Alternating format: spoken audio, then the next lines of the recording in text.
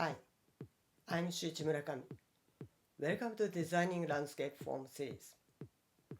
In the previous episode, we learned about contour lines and how to understand landform from the perspective of a person walking through the landscape. In this episode, we will move from understanding landform to designing landform. The ground supports our bodies. Because of this, landform influences how we move. Let's explore how landform creates particular experiences, and we can shape the land to produce the experiences we imagine.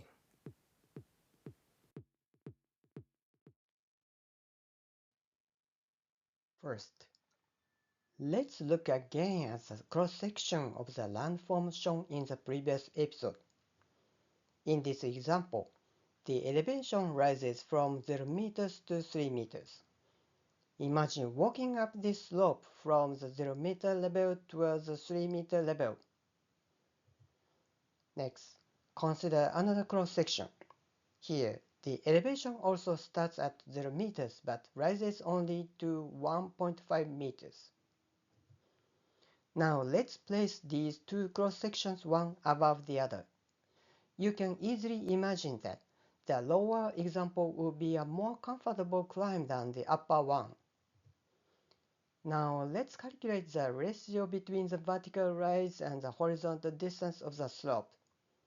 The horizontal distance of the sloping part is 6 meters, while the vertical rise is 3 meters in the upper example and 1.5 meters in the lower example. This gives us 50% for the upper slope and 25% for the lower slope. In other words, the slope in the lower example has half the gradient of the one above. When we express the slope numerically, like this, the difference in gradient becomes much clearer. Now, if we represent these two landforms in plan using contour lines, they would appear like the red dashed lines shown here. To make the pattern of the contours easier to see, the interval here is 0.5 meters. Compared with the upper example, the contour lines in the lower example are spaced far apart. In other words, the gentler the slope, the wider the spacing between contour lines. The spacing of contour lines, or the density, indicates a difference in slope. Differences in contour spacing are not just technical information. They represent differences in the bodily experience of moving through the landscape. This is why thinking about what kind of experience corresponds to a certain gradient is a fundamental step in designing landform.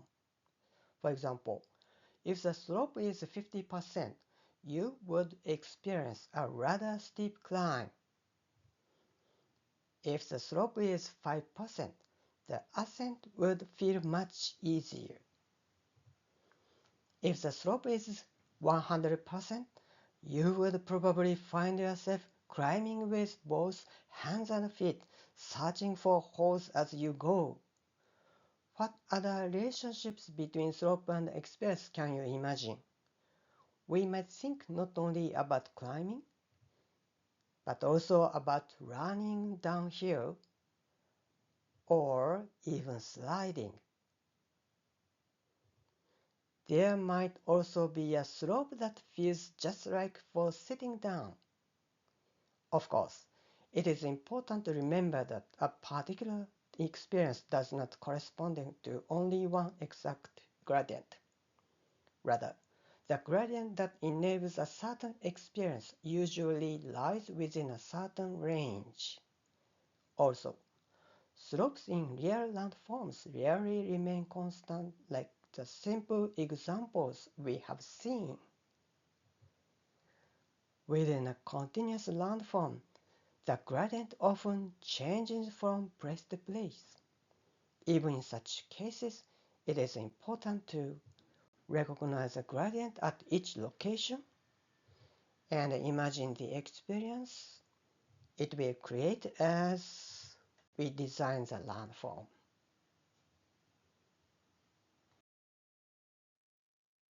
Until now, we have learned about linear landform design, following the path of a person moving through the landscape.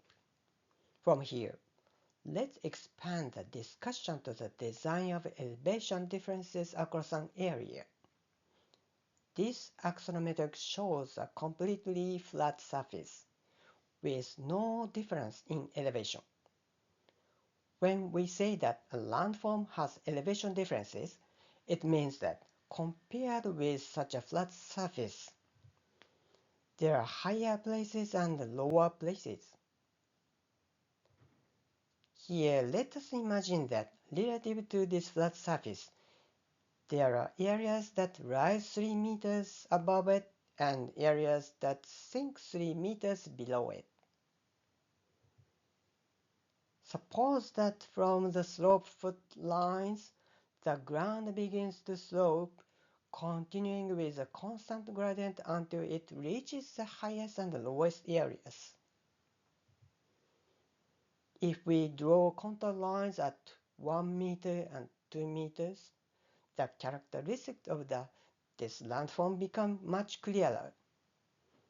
Within this landform, we can imagine countless passes taken by people and the cross-sections of the elevation that they experience along those passes.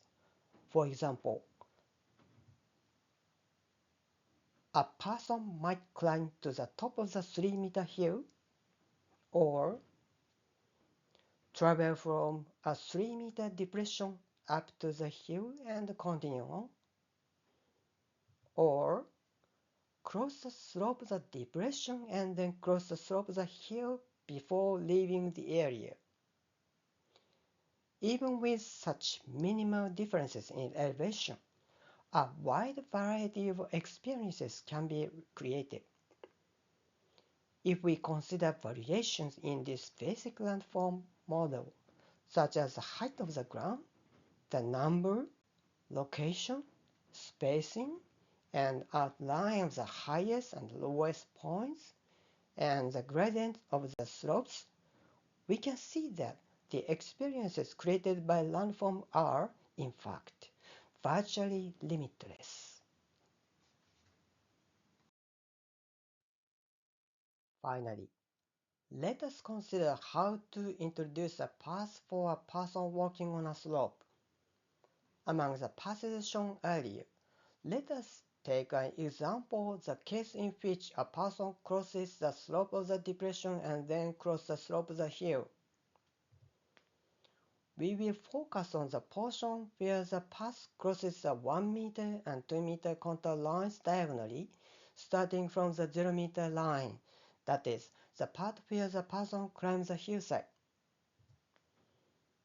This portion is enlarged and shown in plan. The red line indicates the route taken by the walker. Let us place a path wide enough for a person to walk along this route, but the design is not finished yet. To make the diagram easier to understand, we rotate the drawing so that the direction of movement is vertical and enlarge it. The contour lines are shown as green solid lines at 0.1 meter intervals. Now let us draw a cross-section of the path. At the point where the left edge of the path intersects the 0.5 meter contour lines, we draw a section line and use it to draw the cross-section in the frame below. From the intersection of the section line at the left edge of the path, we drop a vertical line into the frame. The elevation at the left edge is 0.5 meters. Next, From the intersection of the section line and the right edge of the path, we also drop a vertical line into the frame. The contour line intersects the right edge of the path is the 0.4 meter contour. Therefore, the elevation on the right edge of the path is 0.4 meters. In other words, the path slopes downward to the right. Wouldn't it feel unsafe if the path were tilted sideways across the direction of the movement? We would prefer the path to be level across its width. So let us take the middle value between 0.5 meters and 0.4 meters and the elevation of the path at 0.45 meters, making it horizontal. This means that this section line becomes the 0.45 meter contour line of the path. Following this idea, if we redraw the contour lines of the path, it will look like this. Now, we see a series of contour lines running across the width of the path. But wait, the contour lines appear to stop at the edge of the path. However, contour lines never end. They must always continue. So, where did the contour lines go? They are simply hidden behind the outline of the path. If we remove the outlines, the contour lines appear like this. Let us also look at this in an axonometric drawing. As you can see, the two sides of the path form a vertical walls, and the contour lines continue along these walls, connecting across the path. In other words, by manipulating contour lines, we can carve a path into the landform that supports human experience.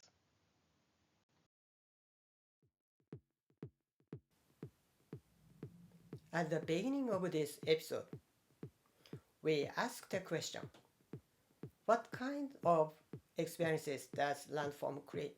And how can we shape the land to produce the experiences we imagine? The basic idea is to recognize the gradient of the land and design landform while imagining the experiences that each gradient can create. When we consider variables such as the height of the ground, the number, location, spacing, and outlines of the highest and lowest points, and the gradients between them, the possibilities of experiences created by landform become virtually limitless. By manipulating contour lines, we can also carve paths into the land that support human movement and experience. In this way, designing landform means designing how people move through the landscape and how they experience it. Until now, we have explored the design of landform from the perspective of human experience. But people are not the only ones who move across the land. Water also moves according to the shape of the land. In the next episode, we will explore landform design from the perspective of water flow. See you in the next episode.